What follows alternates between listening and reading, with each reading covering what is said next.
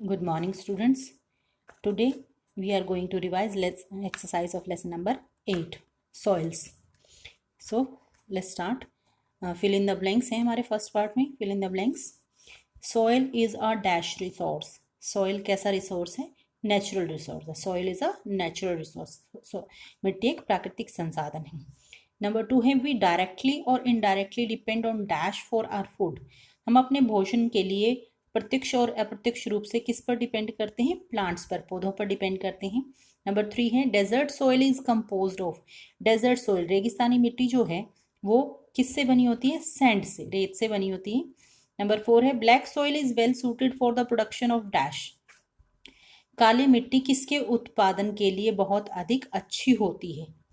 Well suited होती है तो किसके लिए? कॉटन के लिए, जो कपास की फसल होती है उसके लिए अच्छी होती है ब्लैक सॉइल. नंबर 5 है the process of soil formation is very dash. मिट्टी के बनने का जो प्रोसेस है, सॉइल के फॉर्मेशन का जो प्रोसेस है वो कैसा है? बहुत ही ज्यादा स्लो है, धीमा है. नेक्स्ट है हमारा true fall tick true false है हमारे. Put tick for the true and cross for the false statement. यहाँ है हमारे फर्स्ट स्टेटमेंट है alluvial soil is highly fertile.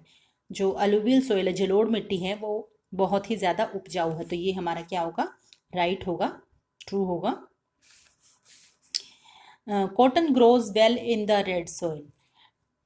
Cotton, कपास की फसल जो होती है वो रेड सॉइल में अधिक अच्छी होती है. लेकिन इससे पहले हम फिलअप्स में रीड कर चुके हैं कि जो मिट्टी है वो कौन सी मिट्टी होती है जिसमें कॉटन की फसल अच्छी उगती है? वो है ब्लैक सॉइल. तो यहाँ हमारा क्या आएगा? ये रॉन्ग होगा.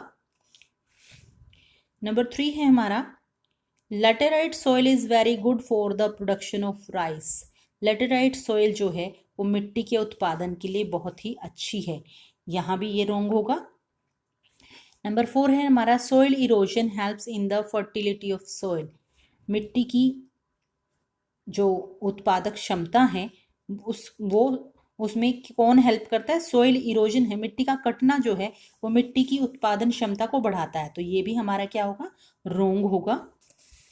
नेक्स्ट है हमारा number 5 terrace farming is good for checking soil erosion. मिट्टी के कटाव को चेक करने के लिए, उसको कम करने के लिए टेरेस फार्मिंग जो है वो बहुत ज़्यादा अच्छी होती है.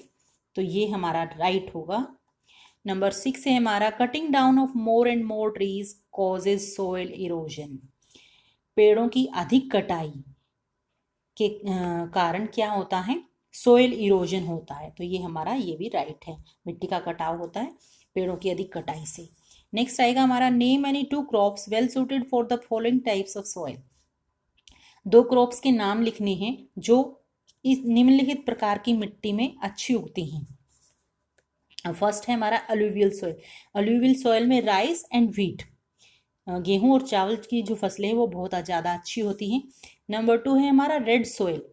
लाल मिट्टी में groundnut and tea. Laterite soil cashew nut and rubber. Black soil cotton and sugarcane. Desert soil date palm and gram.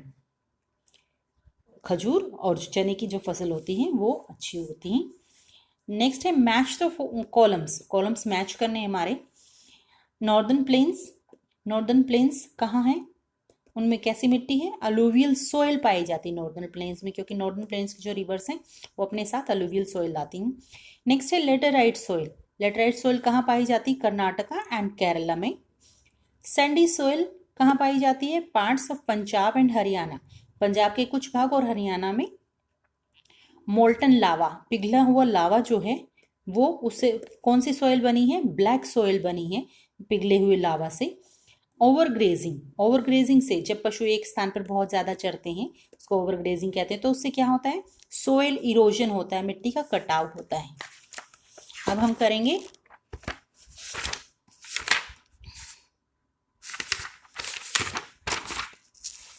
MCQs that are page number 133.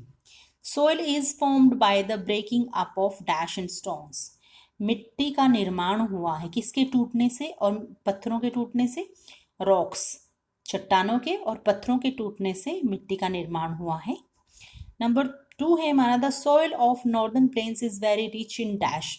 Northern plains की जो मिट्टी है वो बहुत अधिक समृद्ध है। किसमें समृद्ध है? कैल्शियम, ह्यूमस, आयरन और नन ऑफ दम। तो ह्यूमस जो है वो उसमें अधिक पाया जाता है नॉर्दर्न प्लेन्स की सॉइल में, तो नॉर्दर्न प्लेन्स की सॉइल जो है वो ह्यूमस में रिच है। नंबर 3 है the soil formed by lava is called. जो मिट्टी लावा से बनी है उसको क्या कहा जाता है? Black soil, laterite soil, red soil, none of them. अभी हमने रीड किया था कि लावा से कौन सी सॉइल बनी है? ब्लैक सॉइल बनी है। नेक्स्ट है हमारा question number 4। Dash is largely found in the western Ghats, eastern Ghats, Assam, Andhra Pradesh. Western Ghat, eastern Ghat, Assam और आंध्र प्रदेश में कौन सी सॉइल पाई जाती है? Red soil, laterite soil, black soil और नन ऑफ देम। तो ये हमारी पाई जाती है लेटेराइट सॉइल। नंबर 5 है हमारा dash soil is most suitable for the growth of T, rubber, tobacco and groundnut. ये जो फसलों के नाम दिए गए हैं इनकी उगने ज़्यादा अच्छा उगने के लिए कौन सी मिट्टी जो है वो अधिक उपयुक्त है? तो ये लेटराइट सॉइल जो है, इससे पहले हम जो क्रॉप्स के नाम जहाँ रीड कर रहे थे तो वहाँ पे भी लेटराइट सॉइल में आपने देखा होगा कि ग्राउंडनट और टी जो है वो लेटराइट सॉइल में ज़्यादा अच्छे उगते हैं। नंबर 6 है sometimes soil is carried away by strong wind and flowing water, it is called. कभी कभी मिट्टी जो है वो बहते हुए पानी के साथ और चलती हुई हवा के साथ उड़ जाती है और पानी के साथ बह जाती है, तो उसको क्या कहा जाता है? सोइल इरोजन, मिट्टी का कटाव कहा जाता है उसको। मिट्टी का कटाव कहा जाता है, जब मिट्टी इन दोनों के साथ चली जाती है तो उसको सोइल इरोजन बोलते हैं। नंबर 7 है soil is a dash resource. Soil कैसा रिसोर्स है? तो हमने फिलअप्स में रीड किया था कि सोइल कैसा रिसोर्स है? नेचुरल रिसोर्स है, ना तो ये मैनमेड है और ना ही मिनरल रिसोर्स है। नंबर 8 है वी डायरेक्टली और indirectly depend on dash for food. हम भोजन के लिए किस पर डिपेंड करते हैं? देखो हमने फिलअप्स में रीड किया था कि हम प्लांट्स पर डिपेंड करते हैं, लेकिन प्लांट्स किस पर डिपेंड करेंगे? सोइल पर डिपेंड करेंगे। तो इनडायरेक्टली और डायरेक्टली हम किस पर डिपेंड करते हैं? सोइल पर। नंबर 9 है the process of soil formation is very dash. ये भी हम फिलअप्स में रीड कर चुके हैं कि सोइल फॉर्मेशन का जो प्रोसेस है, मिट्टी के बनने का जो प्रक्रिया है वो कैसी है? बहुत ही धीमी है, वेरी स्लो है। नंबर 10 है soil in the desert is mostly compose of dash. डेजर्ट में जो सोइल होती है वो मुख्य रूप से किससे बनी होती है? सैंड से, सिल्ट से, बोथ ए एंड बी और नन ऑफ देम।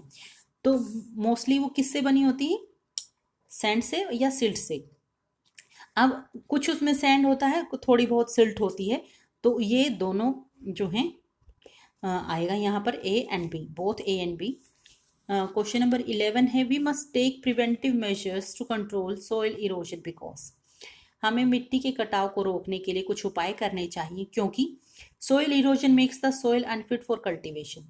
मिट्टी जो है, मिट्टी का कटाव जो है वो मिट्टी को कल्टीवेशन के लिए अयोग्य बना देता है, यानी कि उसमें कृषि नहीं की जाती। नंबर 2 है soil erosion makes the soil fertile. Soil erosion मिट्टी को फर्टाइल बनाता है। Soil erosion reduces the fertility of soil. Soil erosion मिट्टी की उपजाऊ क्षमता को कम करता है। तो ये तो रोंग होगा हमारा, क्योंकि इससे फर्टिलिटी बढ़ती नहीं है, फर्टिलिटी कम होती है। हमारा ए और सी पार्ट जो है वो दोनों राइट हैं। मिट्टी के कटाव से एक तो मिट्टी कल्टीवेशन के लिए फिट नहीं रहती और दूसरा उसकी फर्टिलिटी जो मिट्टी की होती है, सॉइल की, वो कम हो जाती है। तो यहाँ आएगा बोथ ए एंड सी, तो यहाँ हम ये स्टिक करेंगे। नंबर 12 है हमारा overgrazing on a piece of land should be. Overgrazing, ज़मीन के एक टुकड़े पर ओवरग्रेजिंग को क्या किया जाना चाहिए? कंट्रोल किया जाना चाहिए, एनकरेज किया जाना चाहिए, मैक्सिमाइज किया जाना चाहिए। तो यहाँ आएगा हमारा कंट्रोल किया जाना चाहिए, it should be controlled. Okay. Number 13 है a flat piece of ground that is raised like a platform is called. जमीन का एक फ्लैट टुकड़ा, एक समतल भाग जो कि ऊपर उठाया गया है, एक प्लेटफॉर्म की तरह ऊपर उठाया गया है, उसको क्या कहते हैं? Resource, field, terrace, soil. तो उसको क्या बोलेंगे हम? टेरेस बोलेंगे। जैसे हम सीढ़ीनुमा खेत बनाते हैं पहाड़ों पर तो उसको टेरेस बोला जाता है, उस फार्मिंग को टेरेस फार्मिंग कहते हैं। तो मैंने एक्सरसाइज और एमसीक्यूज आपको रिवाइज करवा दिए हैं। उम्मीद है आपको समझ आया होगा। Thanks and have a nice day.